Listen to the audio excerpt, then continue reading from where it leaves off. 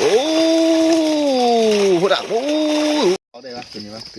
ออกฟองขาดบ่เอามาพี่น้องดึกๆได้นี่เอาเบิ้งใกล้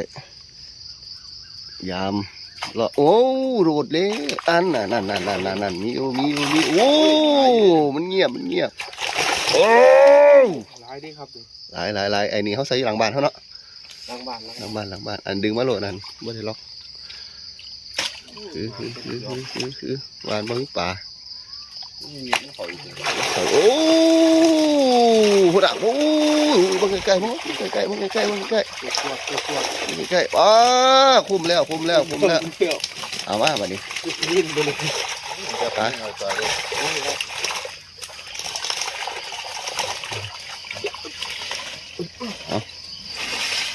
โอเคโหลดบัดนี้คักปันยังนะบักกักพอได้อยู่เพราะว่ามันกว้างมันบ่ได้ปิดบ่เบิดถ้ามันปิดเบิดมันสิขึ้นมาเรื่อยๆอยู่ป่าโตยังงามๆอยู่เนาะเก็บบัดนี้เอาใส่ดีอยู่มาแดงยังมาใส่ไหมใส่บ่อนี่มาแดงครับเก็บกลับได้เนี่ยไว้บ่ได้เสียเต็มหมดแล้วมันหวานแกะเทโหลดคือ